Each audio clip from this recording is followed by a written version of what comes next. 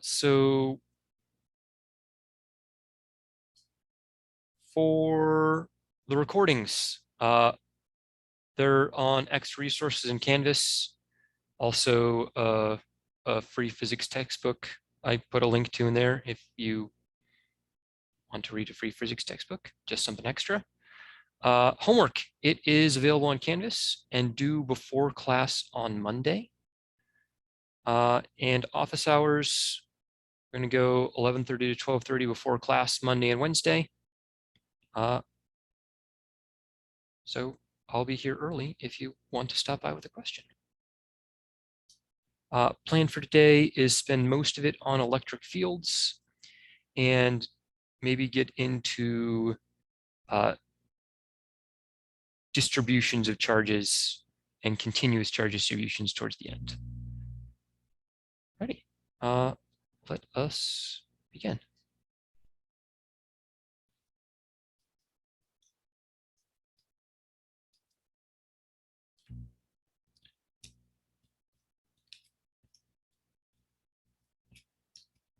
So for the idea of electric fields, I like to start with thinking about gravity because I like thinking about gravity. So if you have a planet like Earth, if you have an anvil and you let it go near Earth's surface, it falls towards the Earth. If you don't have an anvil near Earth's surface, Earth still has the capability of pulling anvils towards it. So near big things like planets, other massive objects tend to accelerate. If nothing stops them, they accelerate towards the big object like the planet. So the space near Earth and other very massive objects is different from the space which is not near very massive objects. So the way that a planet or other very massive object would gravitationally influence the space around it could be thought of as its gravitational field. Whether or not there's something near Earth, Earth has the capability of pulling things closer to it. We can make a similar statement about charged objects. A positively charged object has the capability of pulling negatively charged objects closer to it and pushing other positively charged objects farther away from it, whether or not those objects are in its vicinity. So the space near a positively charged object is different from space which is not near a positively charged object. Charged objects in that space get pushed or pulled. So the property of the space near this object that can push or pull can be thought of as the electric field.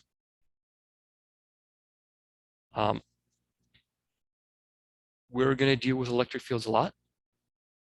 As we start off with, it seems like a mathematical abstraction. And that's not entirely wrong, but the more we deal with it, the more it seems that they're actually kind of real things, that space is different near it, and it's an electric field. So for gravity, we have near Earth's surface, the force of gravity is equal to mg. So g, the acceleration due to gravity,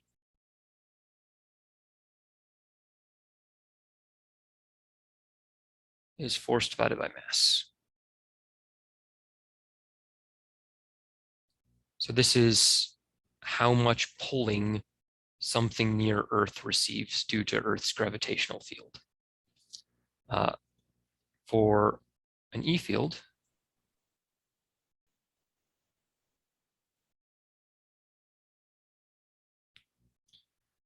we have that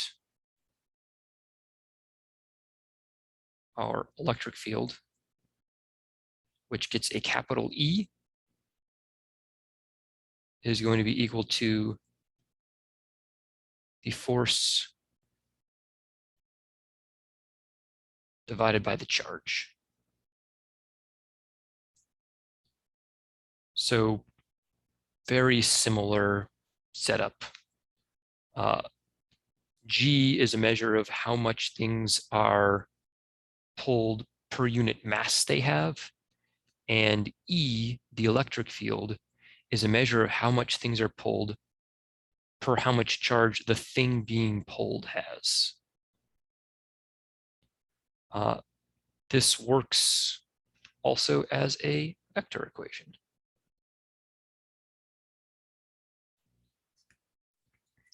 Because the direction of the electric field will be defined to be the same as the direction that a positively charged particle would get pushed or pulled in that area.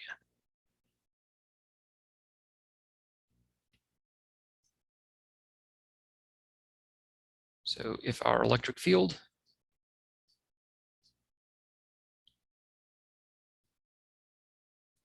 is equal to force per unit charge, and if we're just looking at what would the force be from a single interacting pair of particles, Coulomb's law can give us that force.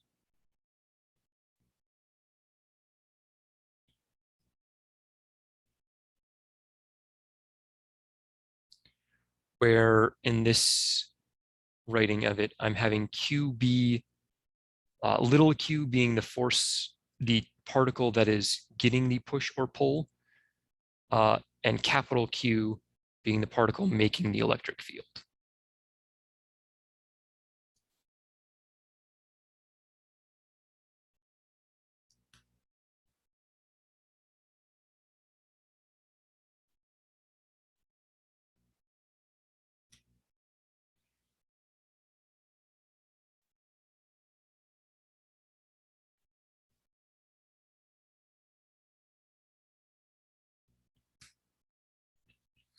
So the formula for electric field from a point particle is very, very similar to the formula for force between two particles. It's just that the particle which is receiving the force is left out because it's the force per unit charge that it gets. For the units of electric field, there's multiple ways of expressing it. A good one, and what we can start off with, it's defined here as force divided by charge. So we would measure our electric fields in newtons per coulomb. How much force does something get per unit charge that you would put there? So this charge that you would put there is often called a test charge. And even in a made-up problem, we sometimes consider making a different level of making things up, where the test charge isn't actually there, it's just something that could be put there. How much force would something receive if it were there?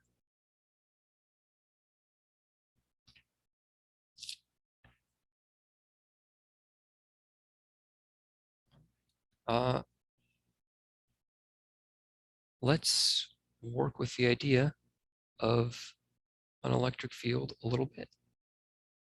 Really quick, could I ask, could you generate like 1 electron worth of charge, like practically? Yes, except for charge conservation. So can you have a single electron? Yeah, single electrons exist. Could you generate an electron? Not without creating an equal positive charge. I just meant like in the lab, do we have a tool that can generate that small of a charge for testing? No. Uh, yeah, the ability to pick up charges that small is it's hard, and I don't own something that can detect single electrons. Uh,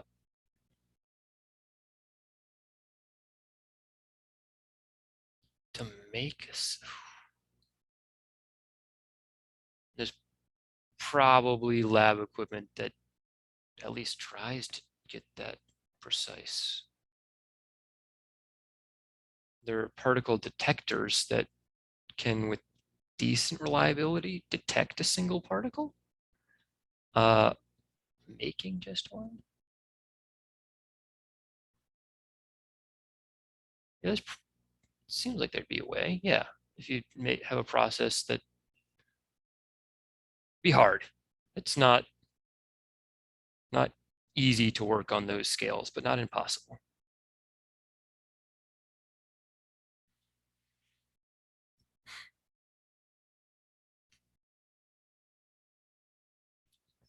Let's do a little practice work.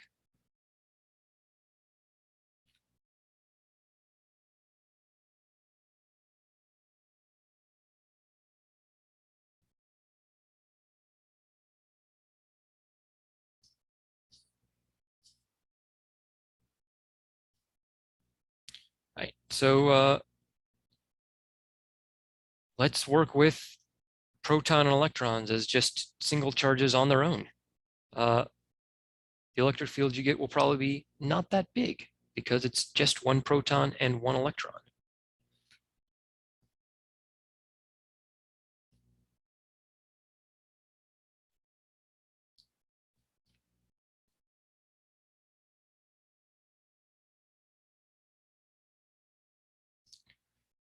So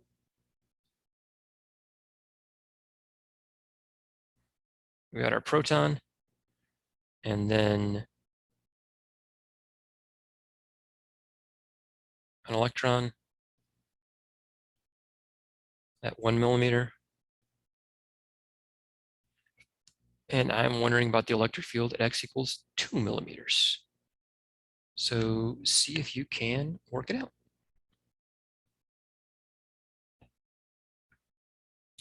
Just as a reminder, the fundamental charge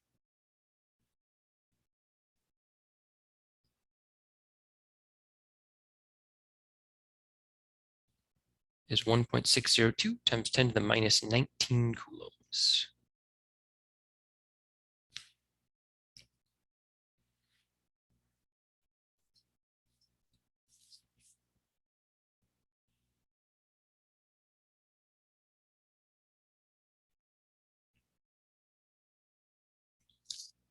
So there are two particles that are contributing to the electric field. So both of them would push or pull a charged particle at x equals 2 millimeters. So look at how much push or pull they each would give per coulomb, or the electric field from each of them.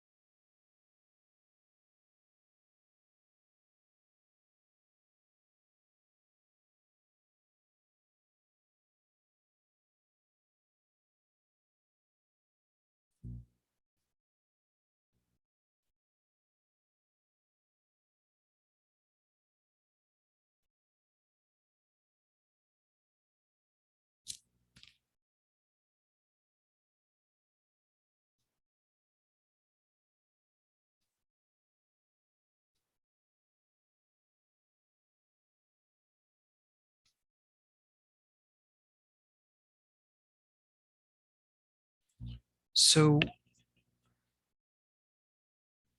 there would be an attractive force between the two charges, but that's not really what matters here.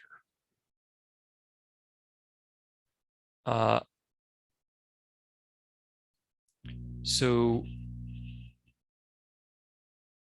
a positive Coulomb force, if you just plug it into Coulomb's law equation, would give something which is repulsive.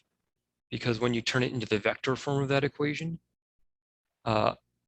the unit vector is from the one that's exerting the force towards the other one. So positive is away from each other. But this problem isn't looking for the force on any given particle. It's just looking for the field. But yes, if you just run the numbers and something positive pops out of Coulomb's law, that would be repulsive.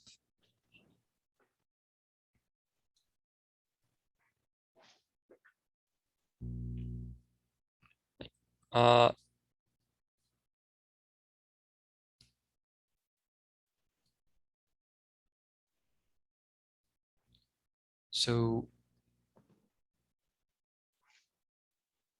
the electric field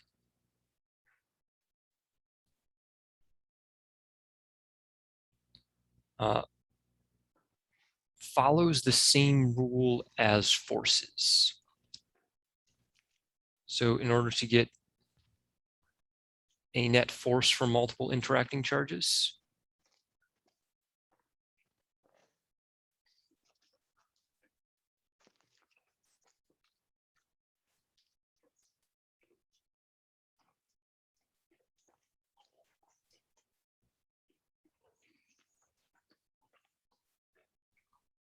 you just add up all the charges that affect it.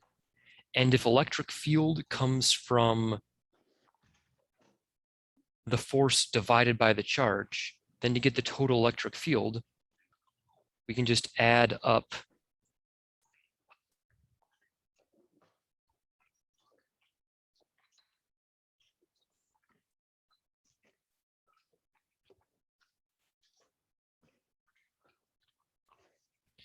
the electric fields from all of the things that are making an electric field.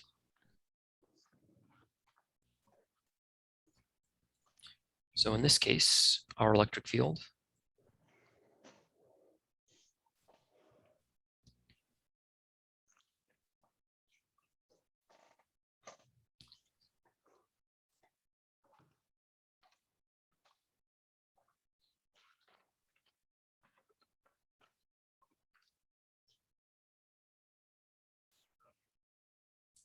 be kq over r squared.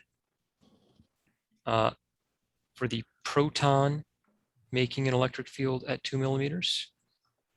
And that is going to be in the x direction, because it would tend to push things in the plus x direction. Professor, And then we need to, I go have ahead. a question. Do we need to convert that 2 millimeters into the meters, or is it just fine leaving it? I very much recommend converting it into meters. All right, Yeah, that's what I'm doing on my next line. sorry. It's not technically wrong to write millimeters, but it's going to cancel out somewhere. And it's best to have it cancel out meters to meters and try and instead of trying to do something fancy. So yeah, mistakes come from not getting into base units.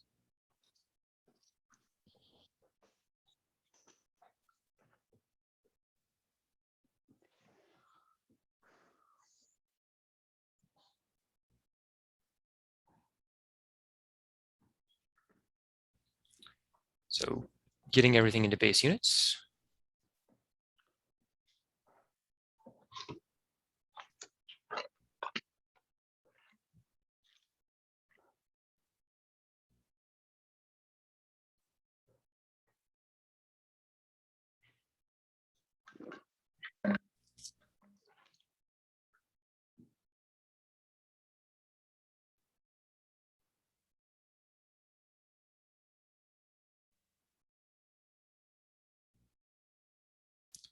So both terms have a K and an E in them, so I can just pull them out to the front.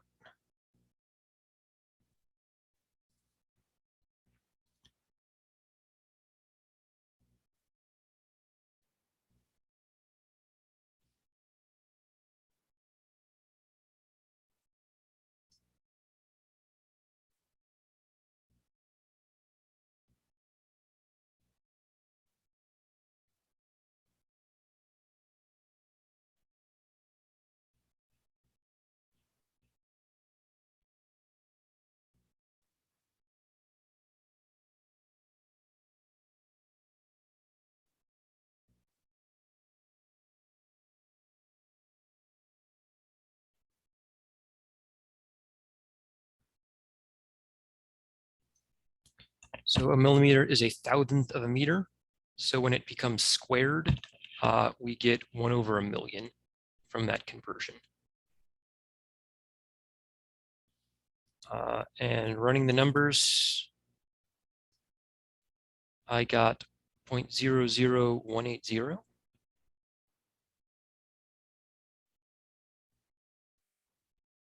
Oh, 108.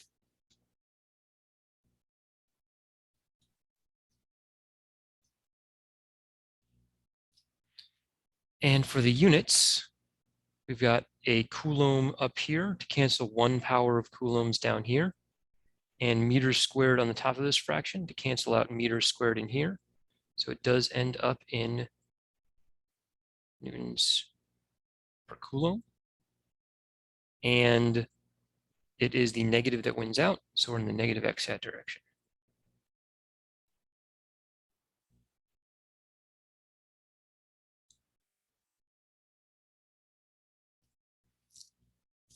So electric field is a vector. Vectors have directions.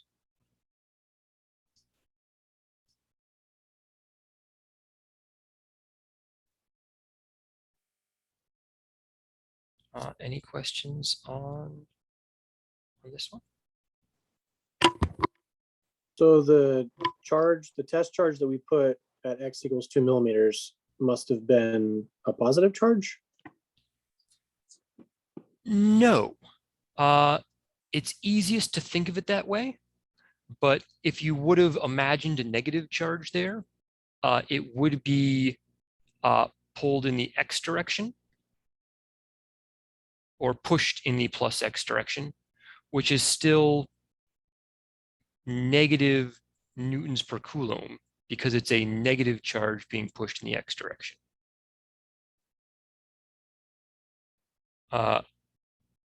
It's a little bit of extra headache for no extra gain thinking of a negative test charge instead of a positive one, but you could if you wanted to.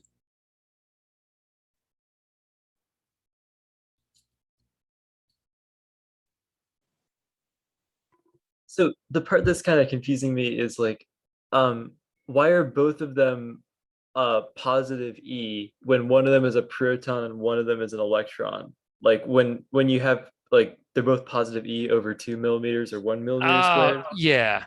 So I fixed the charge by putting it there. So I could have instead, and perhaps it would have been better to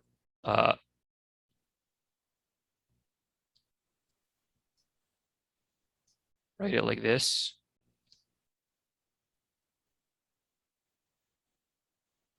Where I have negative charge in the plus Okay. x direction instead of Yeah, okay, writing so it that, as that if it makes were sense. positive. Yeah. Yeah.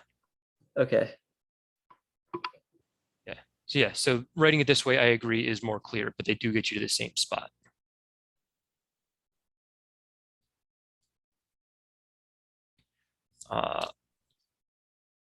And the question in the chat, in terms of coulombs, a proton is just a negative electron. The proton, in terms of its charge, is a negative electron, or a positive electron because the electron's already negative, but negative times it. The magnitude of the charge of a proton is equal and opposite to the is the same as the charge of electron, but they are of opposite signs. So yes, in terms of the amount of charge, a proton is -1 times an electron. In terms of other properties, they are different.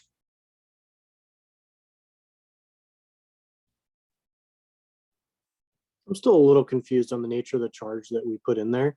So on the third line of your equation there, one of the terms comes out positive and the second term comes out negative. Mhm. Meaning that if you had put in, I guess, if the positive is repelling, I guess we put in a positive charge.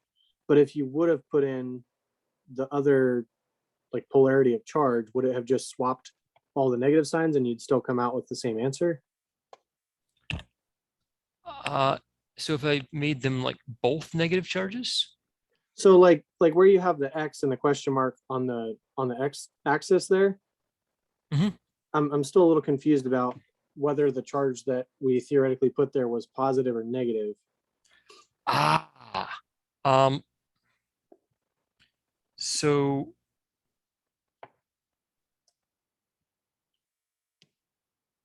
whatever works for you. You can think of putting a negative charge there.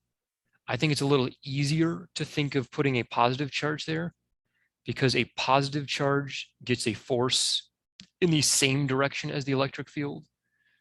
So it's just a little simpler to think about. So for this example, because on the third line of the equation, we wound up with that first term being positive, did we treat it like we put in a positive test charge? Uh, It seems like that first term is the positives pushing away, and that's why it's moving the positive X direction. And the second term is like pulling it closer because it comes out negative, like in the negative X direction. so the way the electric field is defined, its direction is the same way that a positive test charge would be pushed. So you could think of Okay. negative test charges, but it really is just making needless mental gymnastics. That was the sense I needed to hear. It's defined as if it's a positive Yeah, pushing the away. electric Okay. field is in the direction that a positive charge would get pushed. Got it. It clicked into place now. Thank you. Cool. If you like, you don't need to think of a test charge at all. You can just think of the electric field as its own thing, regardless of there being a charge there to test it or not.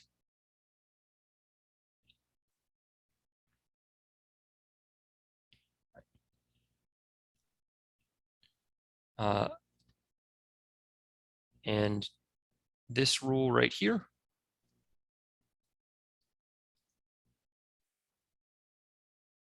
is an important rule. So for fields, we call that the principle of superposition. Its conclusion seems pretty obvious in hindsight, that if you need the total electric field, just add up the pieces. But you can think of fields that don't work that way.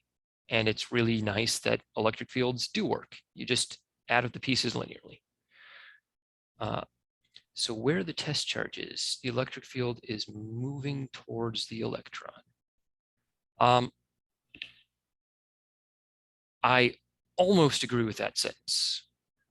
Where the test charge is, I would say the electric field is pointing towards the electron.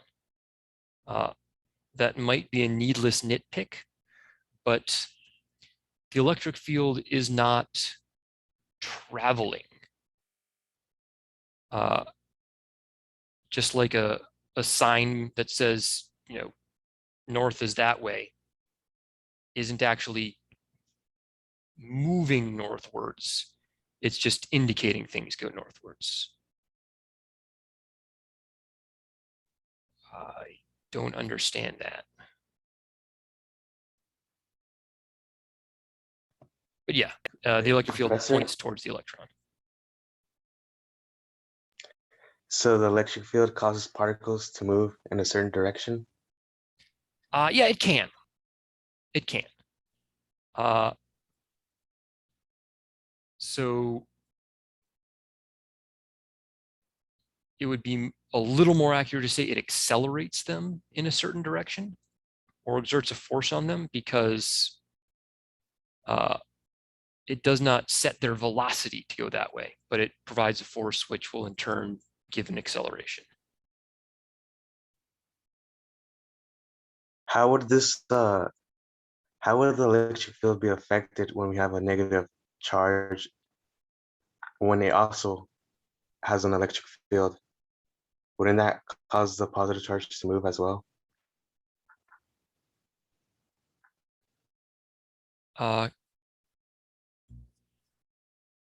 Like the positive charge in this example. Yeah, in this example.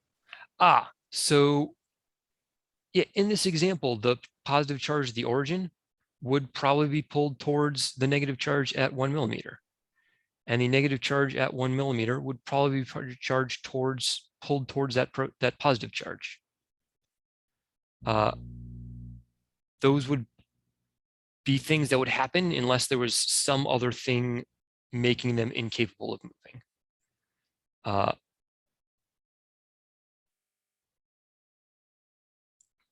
The way that they would accelerate is a real thing, and we could look at it.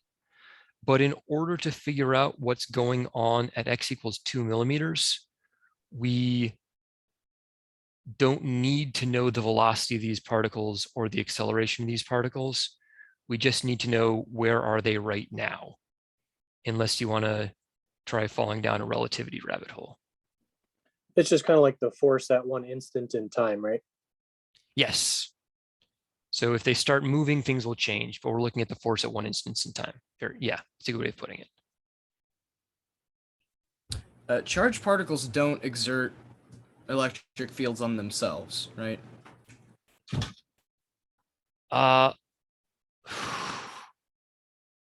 I'm just asking, like from an equation standpoint, because Yeah, let's go with It doesn't no. work if you set distance to 0.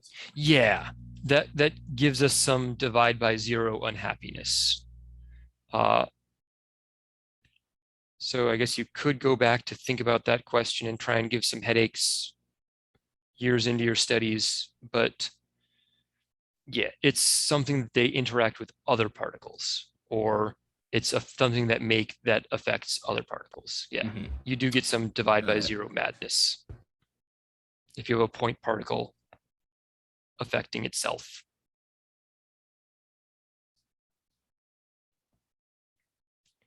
But it also would be the same in all directions, so it wouldn't have a direction to push or pull itself.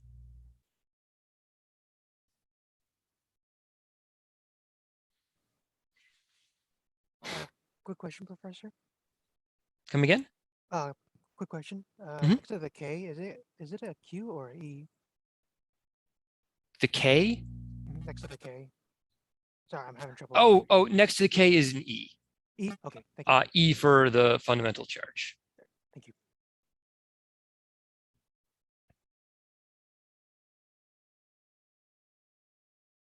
Yeah, not the most gracefully written of E's. This is good. Let us move along.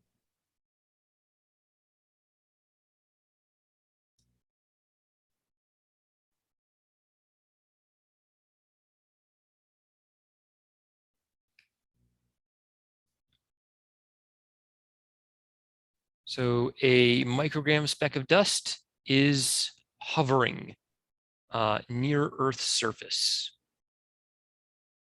So there's a downward pointing electric field. So what charge would be on it to let it hover there?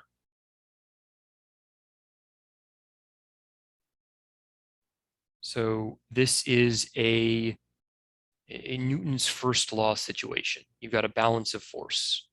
Gravity is pulling it down. So what is the electric force it receives? And if you know the electric force it receives, you can figure out its charge. So go for it.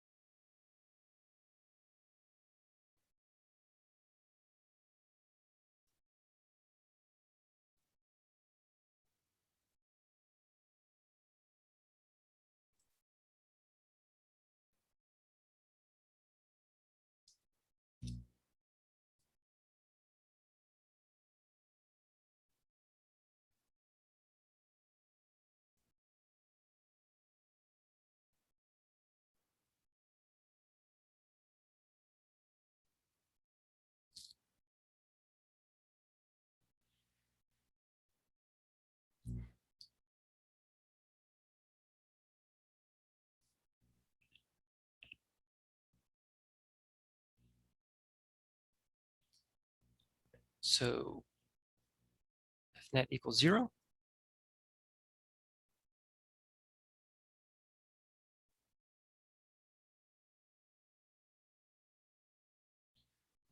So if we've got our speck of dust, mg is going down. So that means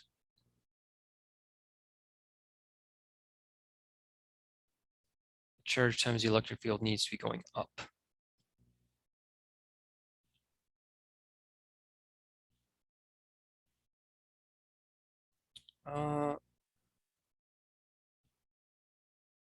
I got something different.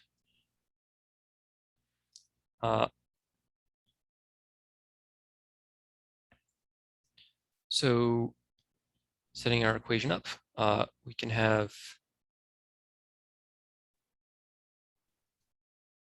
charge times the electric field.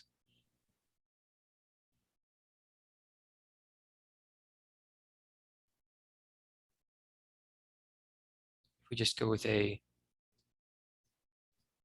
let's make plus up coordinate system.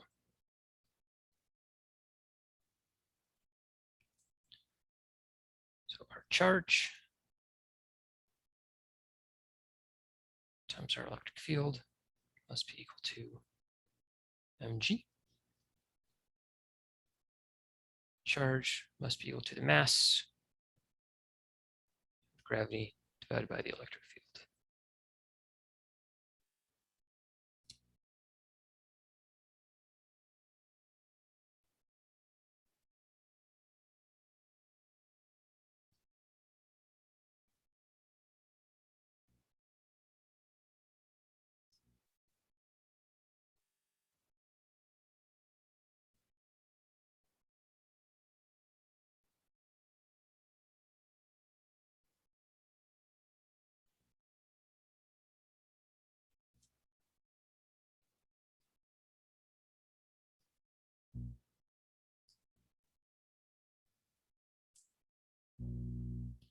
And yeah, 6.53 times 10 to the minus 7 coulombs is correct for the magnitude.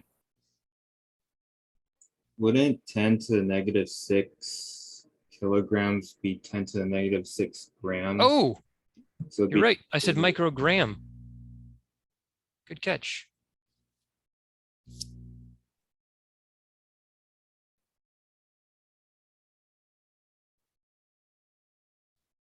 Oh no, something's not working.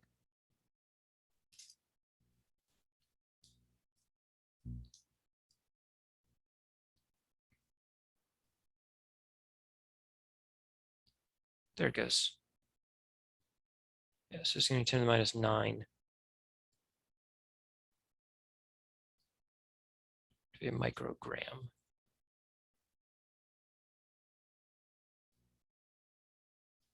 Our charge 6.53.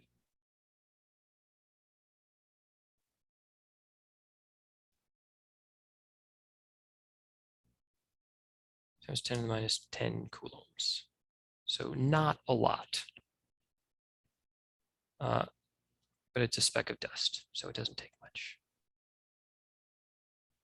And it will be negative.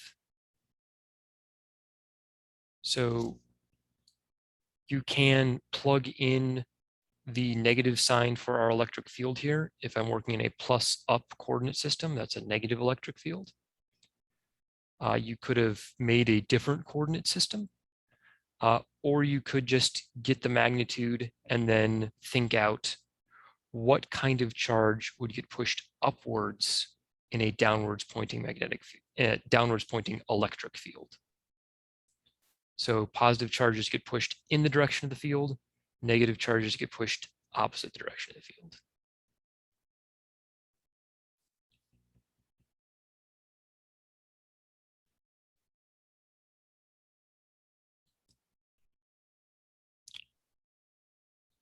Right. Good on this one.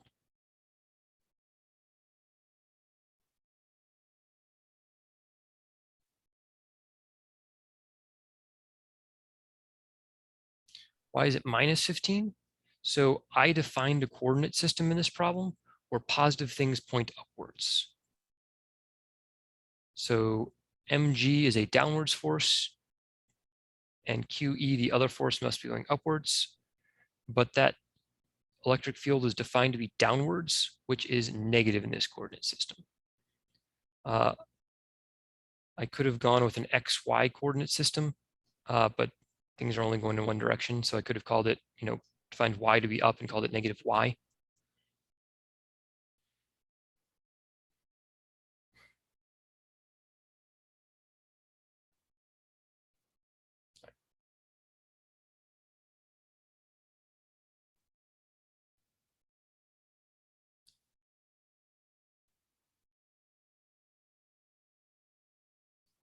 I have a conceptual check-in question.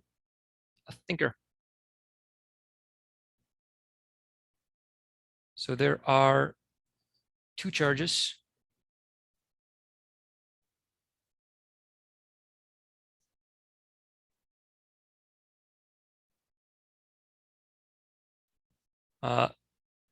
Positive and negative, or positive and positive. And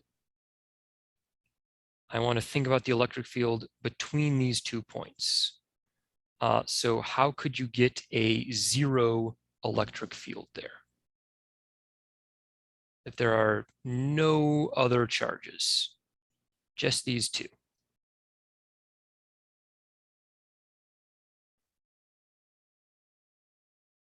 So if they're both positively charged, could we get zero electric field there? If one was positive and one was negative, could we get zero electric field somewhere between? Could it be in both cases? Could it be in neither case?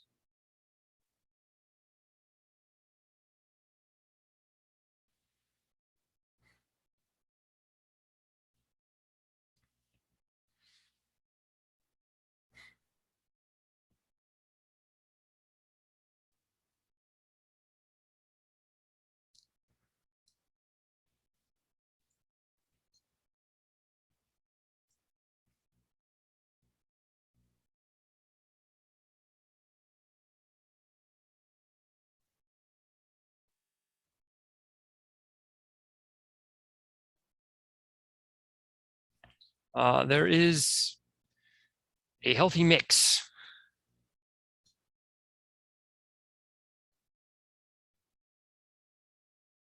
So if they are positive and negative,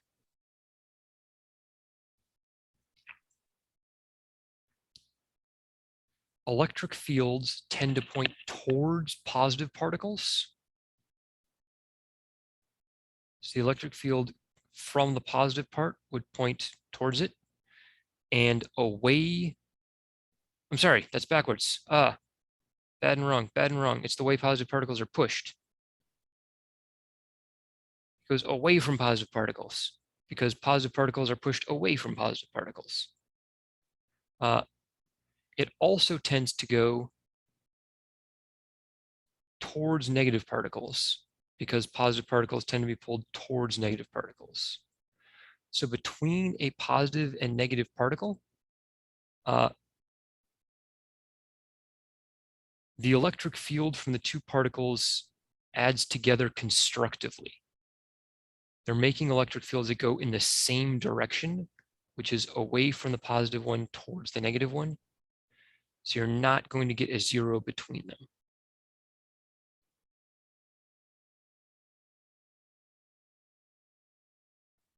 However, between positive and positive,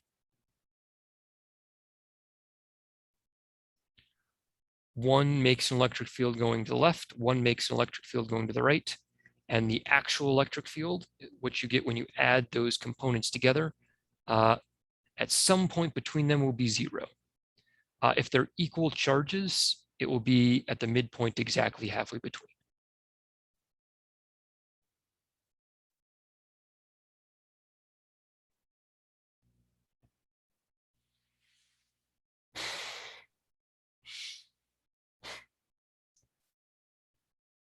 Right.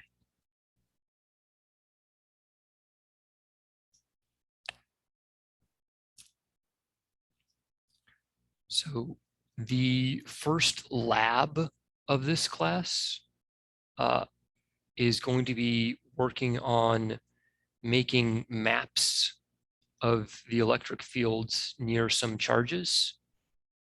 So just big picture of what those maps do. You have a positive charge.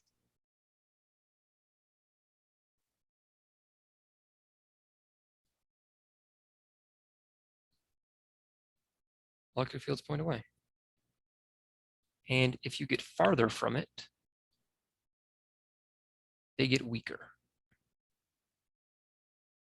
because of the 1/r² term. The effect is much stronger near to it than far from it, but always away. For negative charges,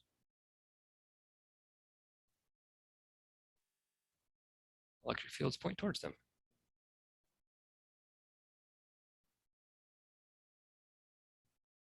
And farther away, they point towards more weakly.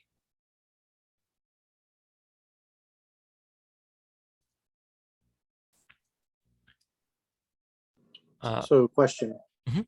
If you look at a mathematical graph of 1/r², it looks like it has a vertical asymptote at 0, which would suggest that as you push two positively charged particles together, the repulsion becomes infinite. But in practicality, like in real life, that wouldn't be infinite, would it? There's like a limit to it somewhere.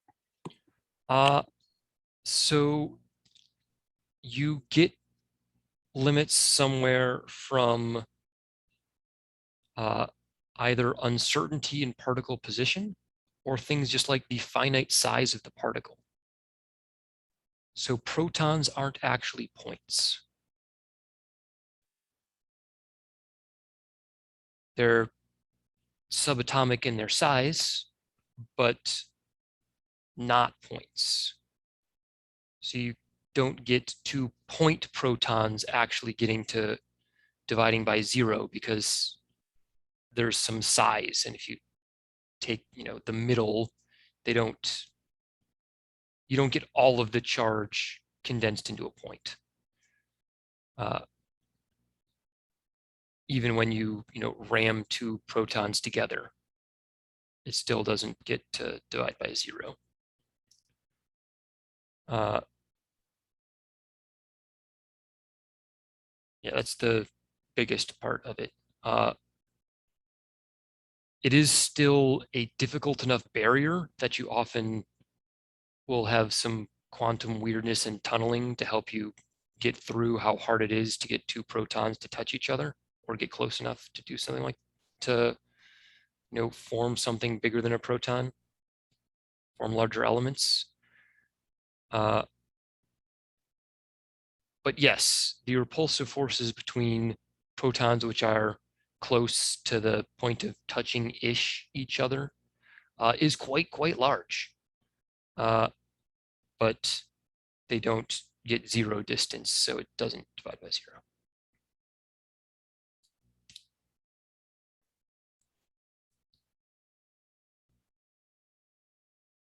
Yeah, that is an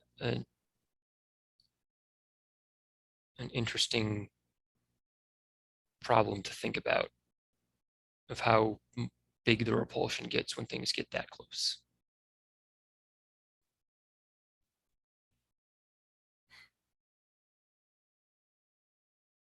Right. So these are just maps of thinking about each point in space one at a time. So what's happening at this point here? The electric field goes that way. What's happening at this point here? There's another way of making the map.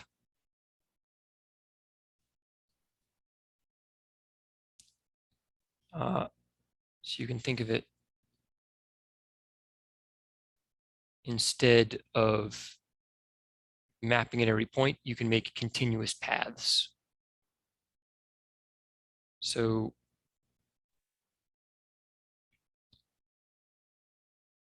it's easier to do if you have a slightly more complicated system to start with.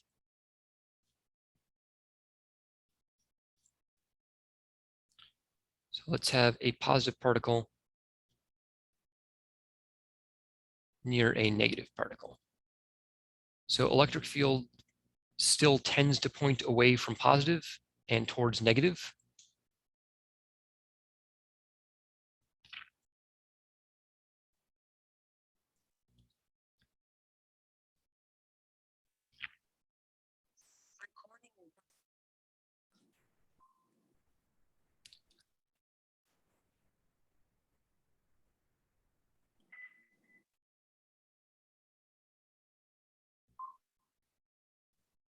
So at each of these points,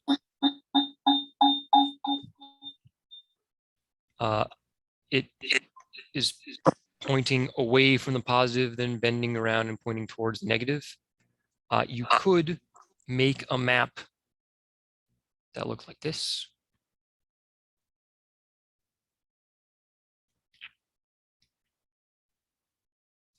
You just draw continuous lines.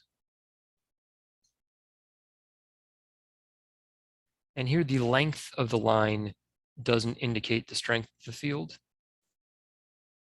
Instead, how close together they are to each other gives an indication of the strength of the field. So those magnetic field arrows form continuous paths, and electric field arrows, they're forming these continuous paths. And they don't just start in empty space or end in empty space. They go out from positive charges and in towards negative charges. So if you've got more positive than negative, maybe it'll go out towards infinity. If you have more negative than positive, maybe we'll get things coming in from infinity. But they don't just stop somewhere. They go from plus to minus, if you map them out like that.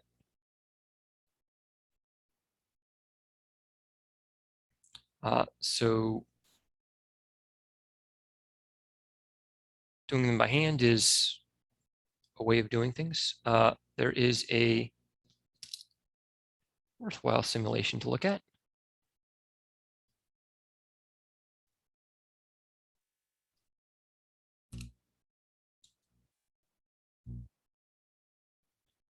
Let's look at it.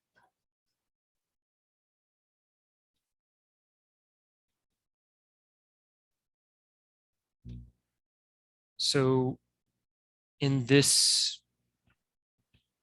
electric field map making simulation, the brightness of an arrow is an indication of its strength, and the direction is the direction. So we start with something simple like just one negative charge. Electric field lines, they all point in towards it. And the closer something is, the stronger the electric field is. A positive charge, things go away from it. If you have a positive near a negative,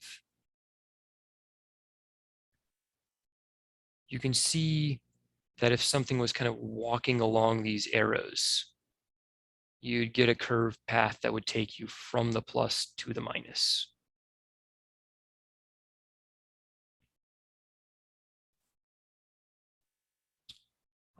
So take a moment and just make a little prediction map of what it might look like if there are two positive charges side by side.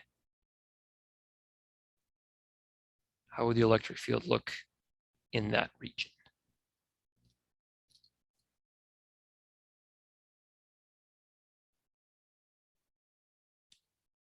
A slope field?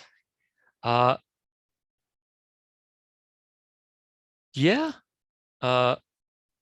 it is a field, and we absolutely can and will do calculus things with this.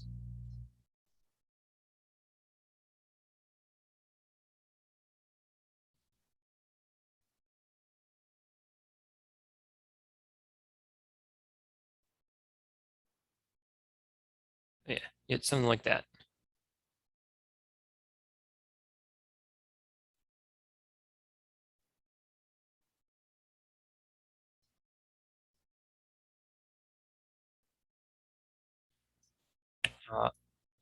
Negative charges, they pull on positive charges. So why do valence electrons move to other atoms?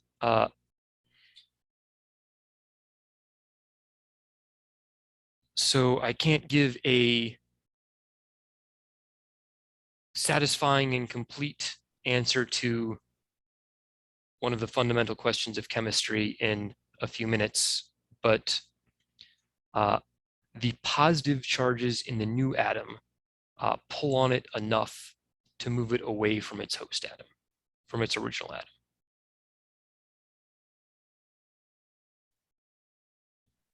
So that's ignoring a lot of important things that's happening.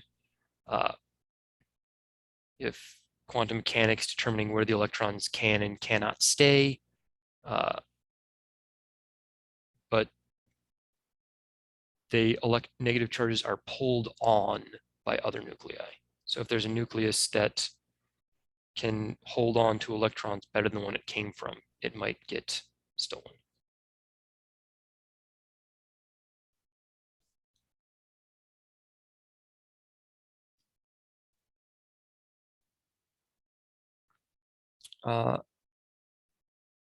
Anything you wanted to see on the simulation map before it goes away?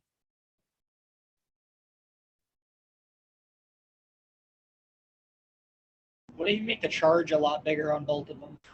All right, let's see what we get with more.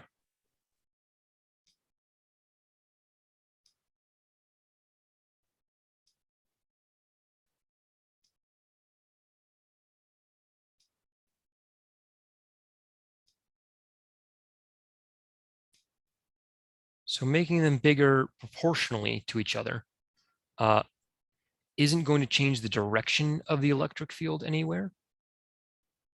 But there used to be a bunch of arrows out towards the edges that were more dim and gray. Now, not so much. So making them bigger is going to make the electric field stronger without really changing its direction. Good question. Anything else?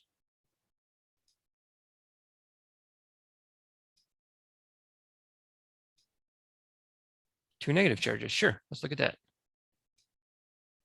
You get all these positive charges in junk drawer.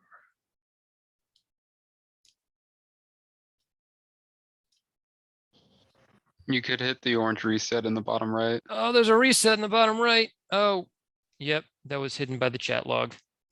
Cool.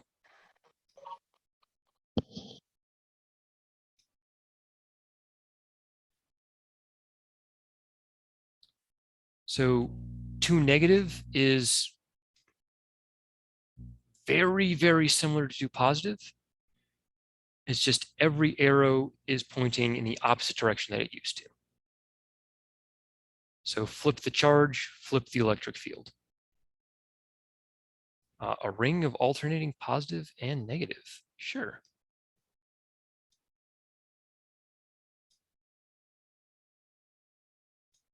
So the electric field in the exact center will end up being pretty interesting.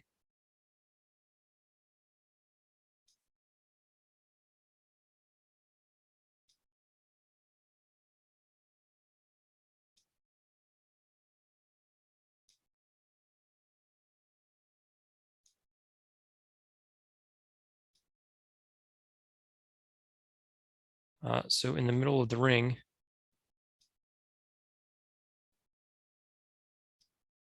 it pretty much cancels out to 0.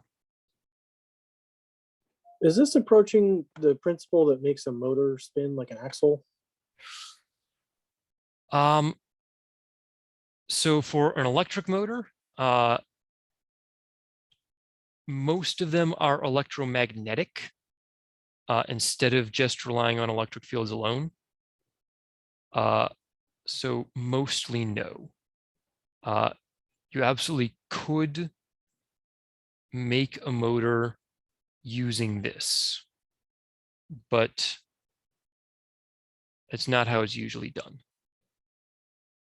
Using positive and negative charges and getting it near to something positive and then switching that thing to be negative, you could make a motor with that method, but usually it's done through magnetism.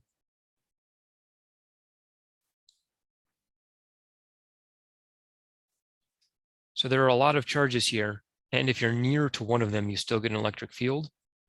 But if things are far apart, it cancels out pretty effectively.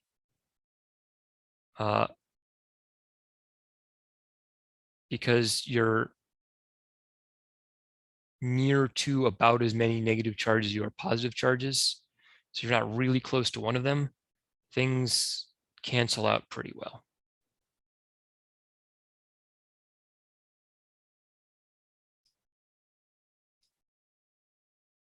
All right, cool. That was fun, and now we're done.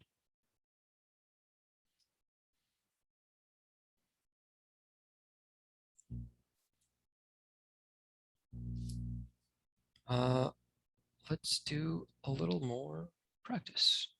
Something that's more vectory.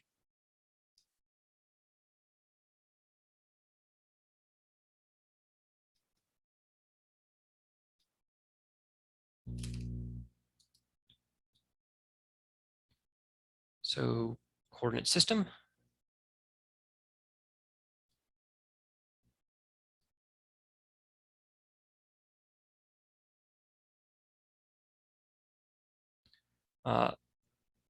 There is a 30 nanocoulomb charge and a 20 nanocoulomb charge and a minus 20 nanocoulomb charge. Oops, nope. I mixed up my X's and my Y's. You need to go away.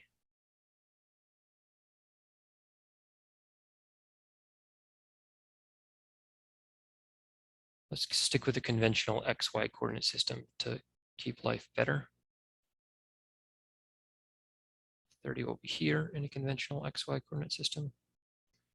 Our 20 will stay here.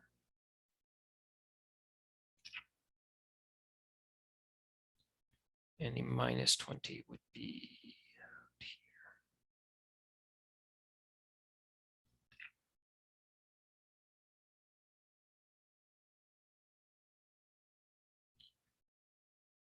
So what would the electric field be? There at the origin.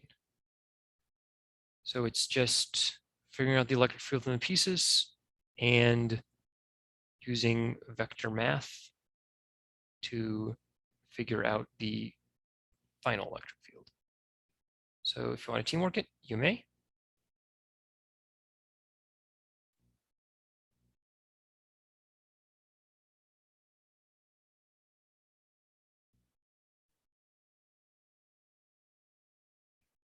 If you want to teamwork it, go for rooms 1 or 2. If not, try 3 or 4.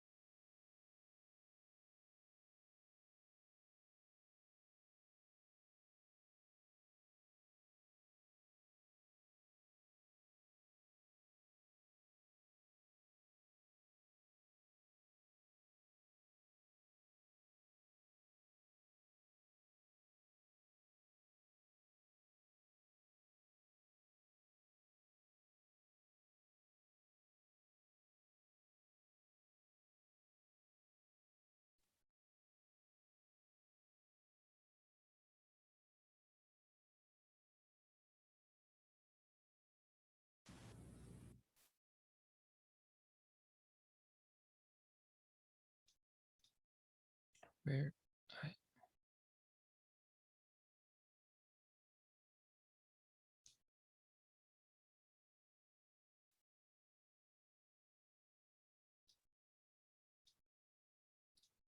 So going back to our coordinates.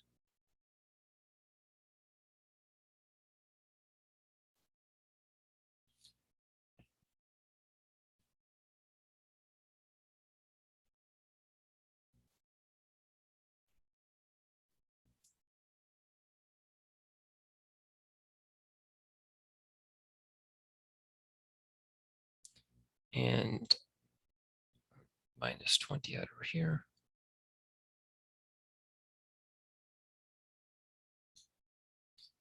And 20 nanocoulombs here.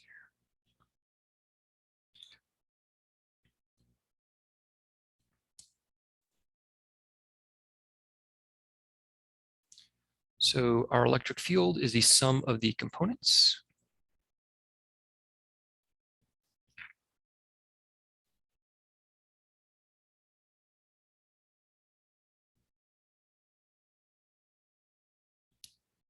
Bearing in mind that electric field and its components are vectors.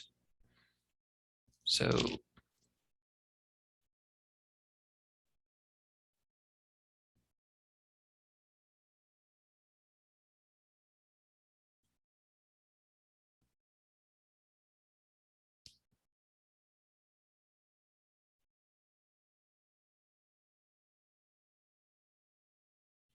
and for our R hat, we usually go from point to origin. So something that has a displacement of 50 meters above the origin, or plus y. The vector we need is the vector that points back towards the point we care about from the charge. So it would end up being a negative y hat.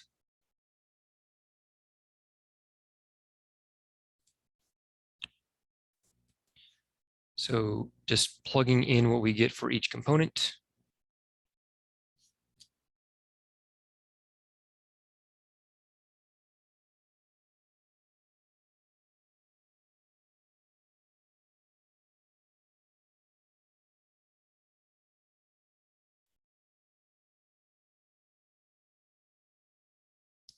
And the direction is downwards or minus y hat.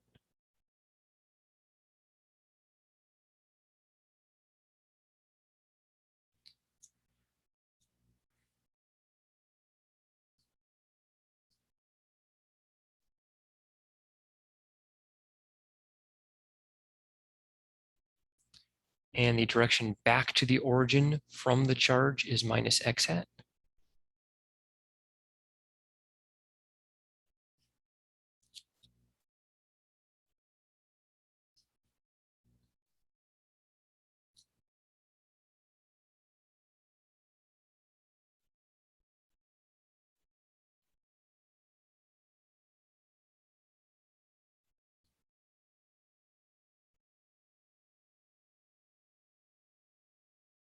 And the direction for this one is from the point towards a charge, so y direction.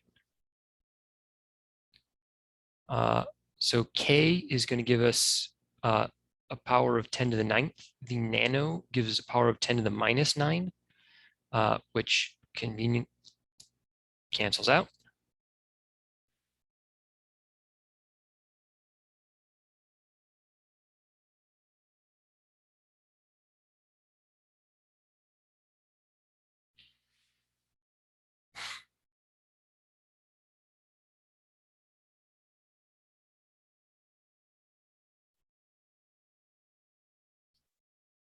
So everything is multiplied by that power of K, whether it is our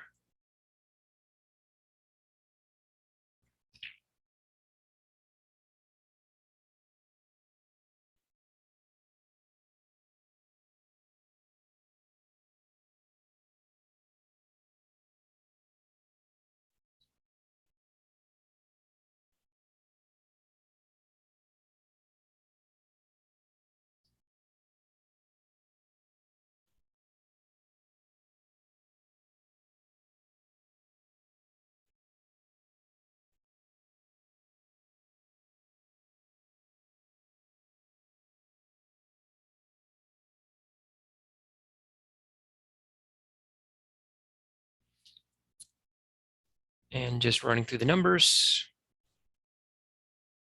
I ended up with 0.599 newtons per coulomb in the y direction.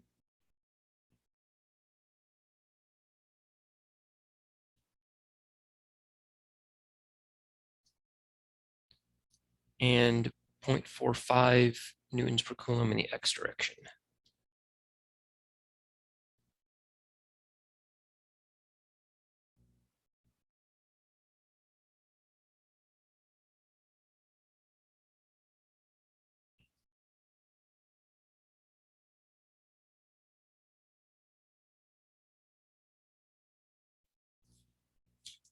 So that was our electric field at the origin. Questions on this one? I have a question. Mhm.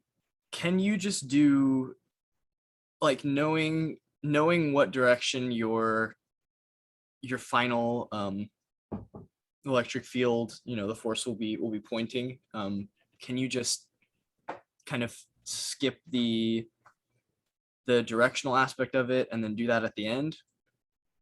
Or is that kind of like a key part of getting the right values in the intermediate stages of doing the problem? You can skip it if you know what you're doing. Yes, you can. The more complicated the problem, the more likely a problem will jump up from skipping it. This time, yeah, you could just go, all right, we've got a positive charge there. That's going to make a downwards pointing electric field. Positive charge there. That's going to be plus y. Negative one there. That's going to be plus x. And then just like, all right, I can put my y components together, figure them out, put my x components together, figure them out, and then just write the direction things at the end. Yeah, you absolutely can do that. If things are working not purely X or purely Y, if you've got something that's working at some angle from the origin, it becomes complicated enough that I would go through the vector math. But this time around, yeah, if you wanted to figure out the directions in your hand and throw them in as you needed to, yeah, you can do that on a problem like this. Should the X component be negative? Let me double check. So the only charge on the x-axis is negative at a positive x, and electric fields tend to go towards negative charges.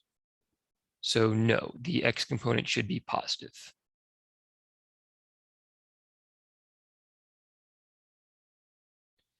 Yeah, so that r hat value is a little weird working from the origin, because yes, it's from the charge to the point you're measuring from, or negative its displacement vector.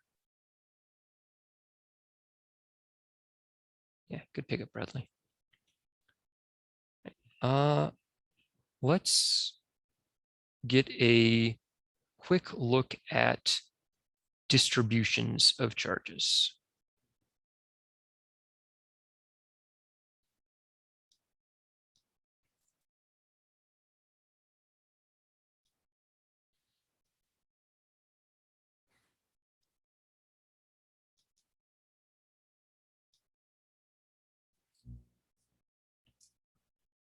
Actually, for that, let's look at what conductors would do in an electric field. So, defining feature of a conductor is charges are capable of moving. And for our purposes, at least right now, they move quickly, easily. If there's someone push on them, they just go there. So if we have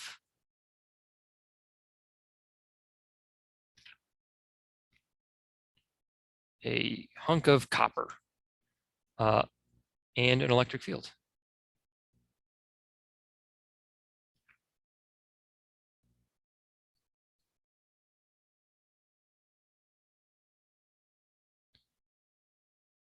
because there are some, we could think of there being a bunch of positive charges on one end of the copper and negative charges on the other end of the copper, if you wanted to.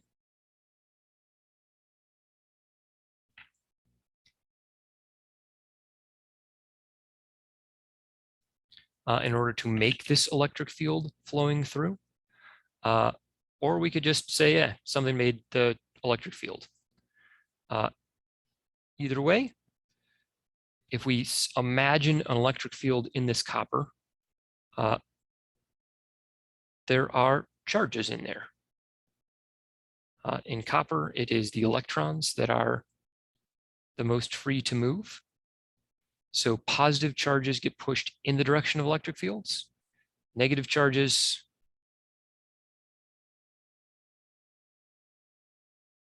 get pushed opposite. So there's something pushing them, the electric field. They have the ability to move, so move they will. And electrons will keep flowing until we get a big enough buildup of negative charges over here.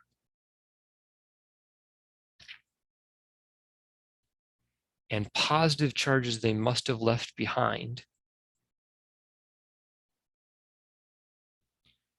to cancel out the electric field. So once electrons move towards the, say, the positive charges that were making this electric field, an additional electron that was being pulled towards these positive charges would also be pushed away from these negative electrons. So this negative charge on the left wall of the copper will build up more and more and more until it's strong enough to push away negative charges coming towards it just as hard as they're being pulled in by the other external charges. So when that happens, we get a different electric field.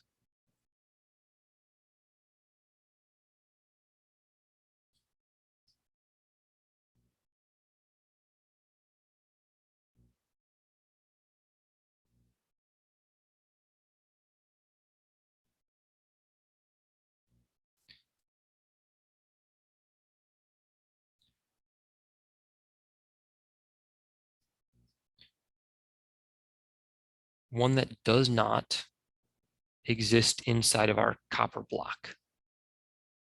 Because if there was an electric field inside our copper block, electrons would move around in there until there was no longer an electric field in the copper block. So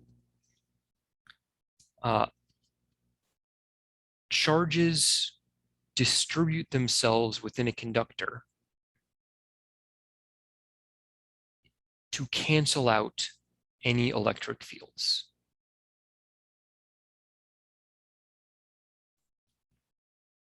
At the surface of the conductor, you don't even see diagonal electric fields. Things like this. That doesn't work. They actually are only going to leave or enter a conductor perpendicular to the surface. And within the volume of a conductor, in the ideal static case, you don't get electric fields, which is pretty cool. So putting something in a Faraday cage will do something like this, where you just surround something in metal so electric fields don't get to whatever's inside that metal shielding.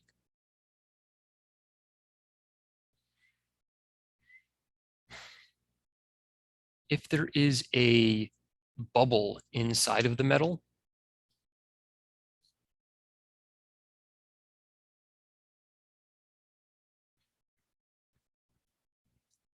and there are charges for some reason inside this metal bubble, you can get electric fields in something that's surrounded by metal, but not in the volume of the metal itself.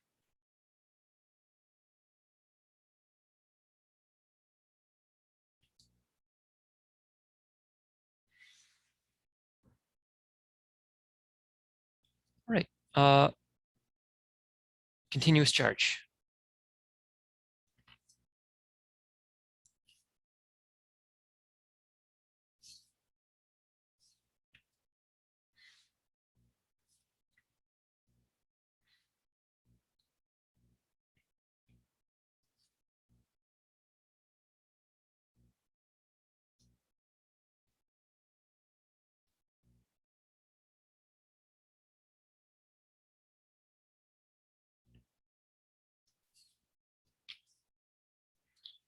So we've looked at the force or electric field that you would get from a single point charge.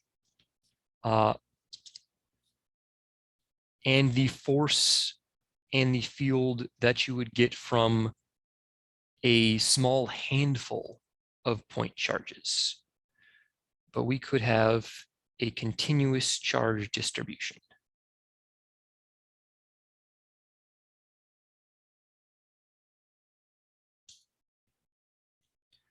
This is to a degree an idealization because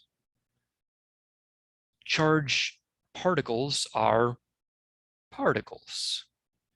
So you might have many, many, many electrons, but it's not infinitely many fractions of electrons. But because charged particles are so small, it is good enough for many circumstances to think of it as just being an even distribution of charged particles. If you have something charged, it's very, very difficult to get a considerable amount of charge collapsed into a single tiny point. So it's often more realistic to think of it as just being spread out over space. So we can look at either the forces from a distribution of charges or the electric field from the distribution of charges. I think electric field is a little easier to start with.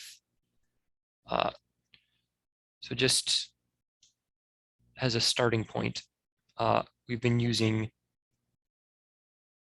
Q or Q for charge.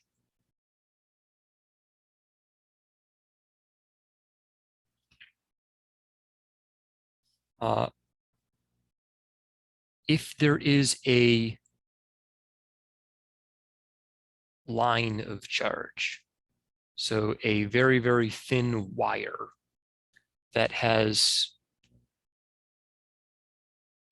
charge just evenly distributed along its length.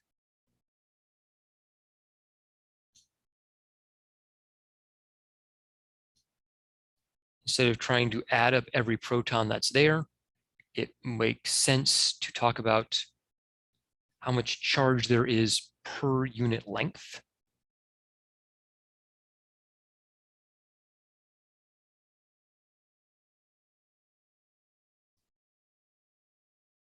So lambda is used for charge per length.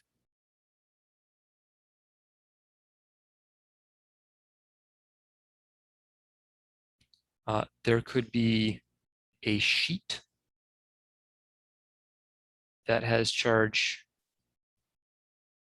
uniformly distributed over its surface, or maybe even not uniformly distributed over its surface. But the charge per unit area, sigma,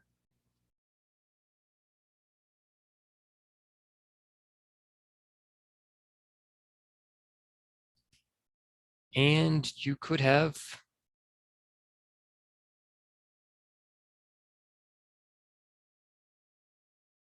charge distributed throughout a volume.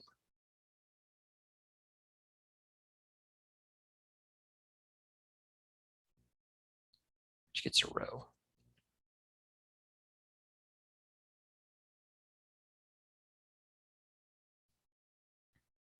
So there's not just one unit that you could use for these quantities, but for our purposes, the obvious choice would be coulombs per meter for charge per unit length, coulombs per meter squared for charge per area, and coulombs per meter cubed for charge per volume.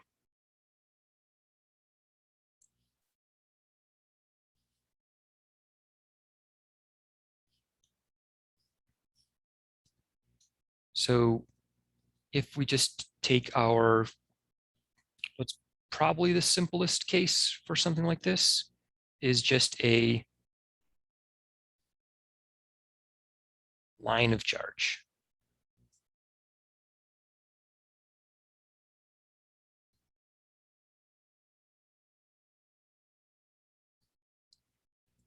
And looking at the middle of it,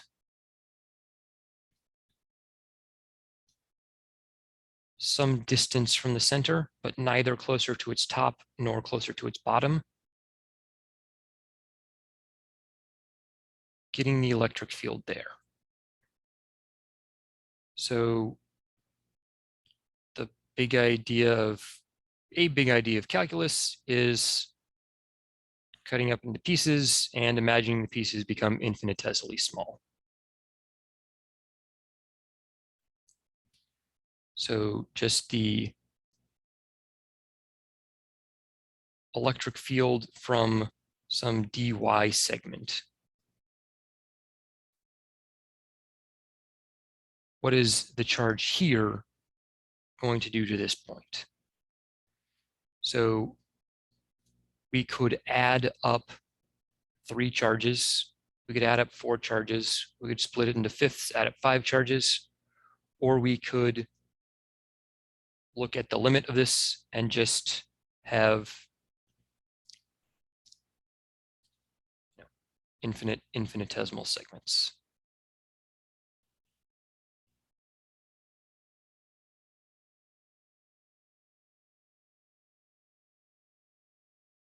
So going from our electric field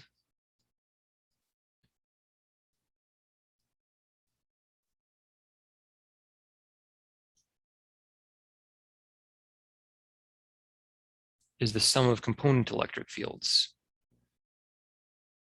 to looking at it as our electric field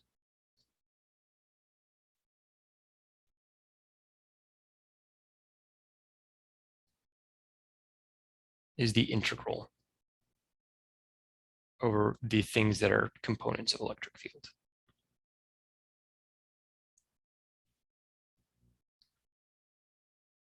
So these are mathematically tricky.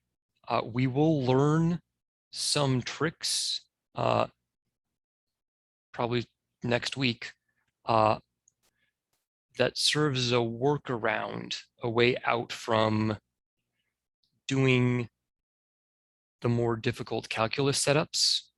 But this can be done just by giving ourselves a calculus setup. So going back to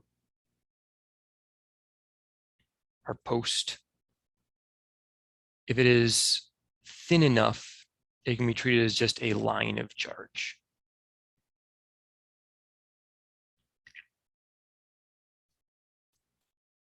So at some distance x from it, we can look at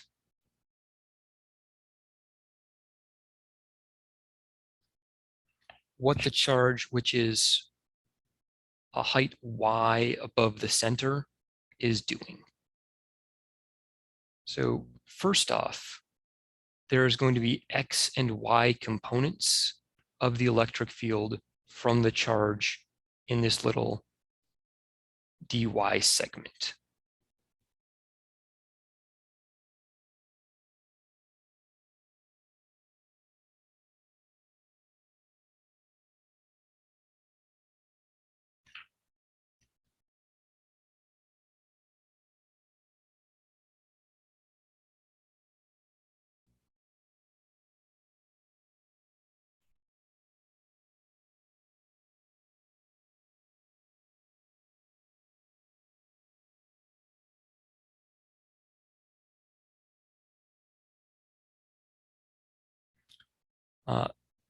And we could figure out both of these components.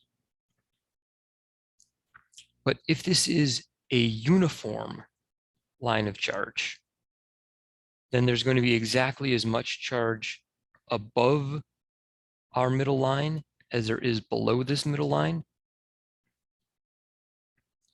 And that degree of symmetry allows the problem to be made much easier because the y components will end up canceling each other out. So we only would need to do calculus to figure out the x components. If you were looking at some other point, say over here, couldn't do that. But just for a simpler example, the electric field out away from the middle of a line of charge.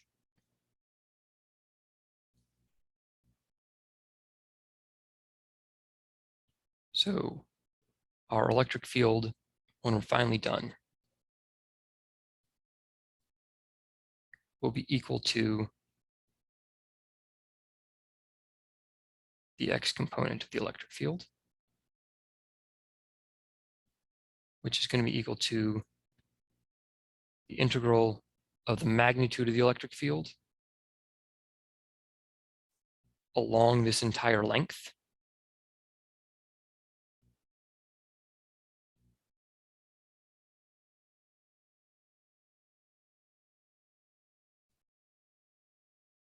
times the cosine of theta.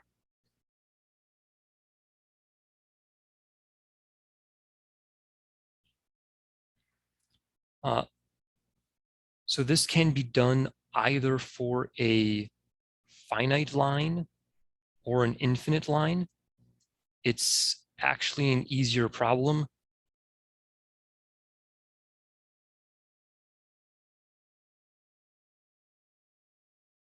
if it's infinitely long, which is not realistic, but there are plenty of times where your distance to a wire is very small compared to the length of it. So it's a reasonable assumption. So there's a very, very long, continuous, and even distribution of charges along this line. So what is the electric field from that?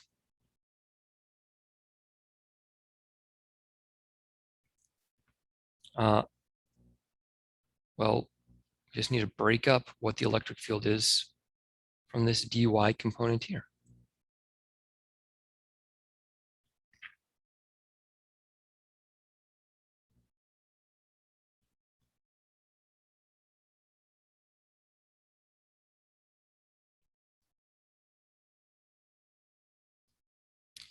So every bit of it is going to be following the KQ, the KQ over R squared formula. So for K, we can use either K or 1 over 4 pi epsilon naught, same thing. For Q, it's going to be how much charge is there in this little segment here. So that is the charge we have per unit length times our dy unit length.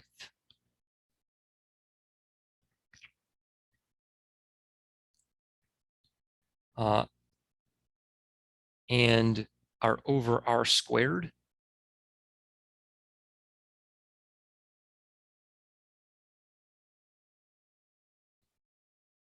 By the Pythagorean theorem is x squared plus y squared. I'm going to make the integral sign bigger just to make clear that it applies to everything.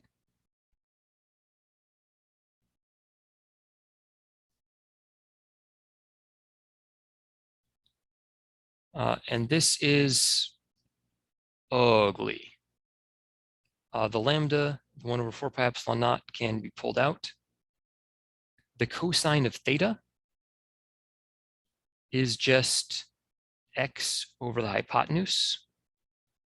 So this turns into something which is ugly but less ugly but less ugly.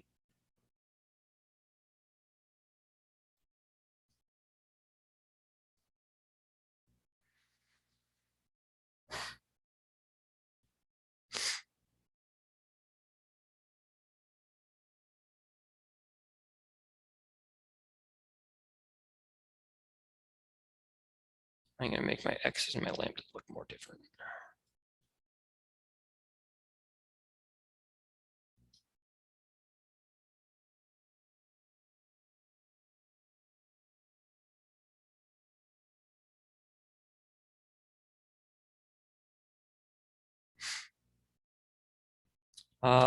And if this is all evaluated using trig tricks as you will,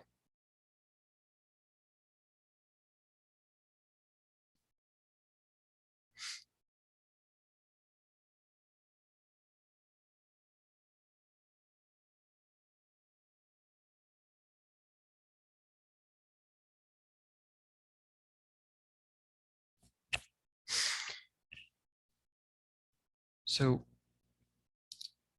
there's a lot that goes into figuring out the electric field from a continuous charge distribution.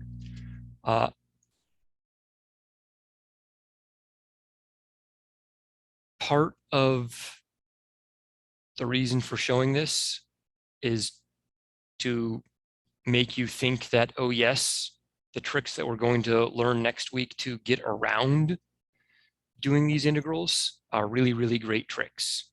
And they are. But the keys are figuring out the charge you're integrating over and being careful that your distance and your direction can both change as the spot you're looking at changes.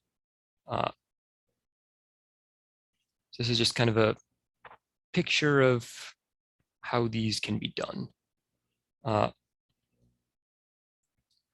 You can, instead of just integrating in one dimension, do a double integral over a surface or a triple integral over a volume. I have no intention of throwing triple integrals at you, but things that can be done. Questions on big idea of how we can move from discrete to continuous distributions of charge? Or the process? Yeah, go for it. If we were given a problem with this, suppose that lambda was given to us and x was given to us, what sort of a thing is the epsilon naught? Epsilon naught. Epsilon naught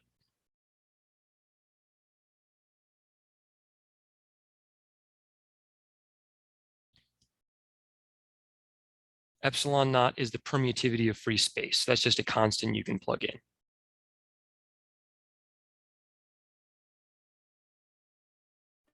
Okay, gotcha. So it just behaves like a constant. It very much does. It is not just a constant in this problem, it is a constant, a universal constant.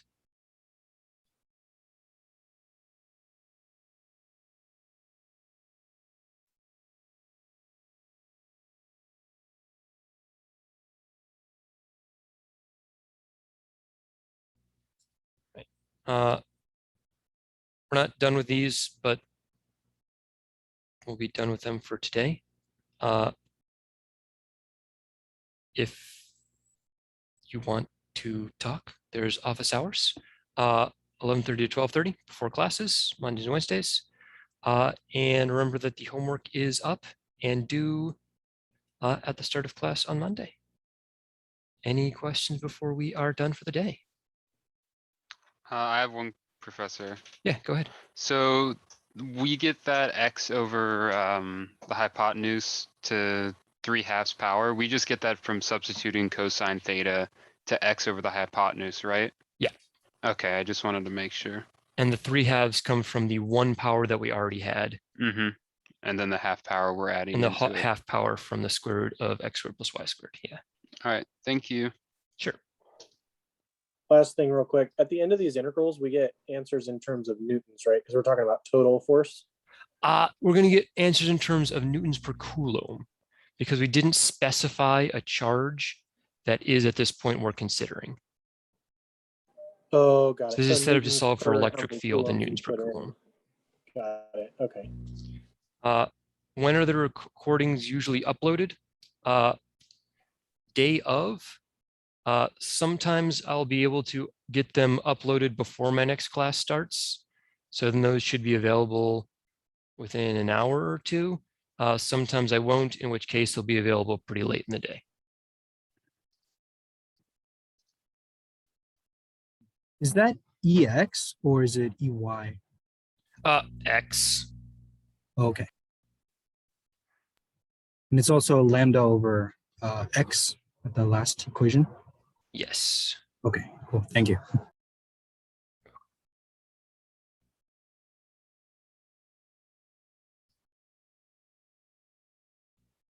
All right. Goodbye, Professor. Thank you.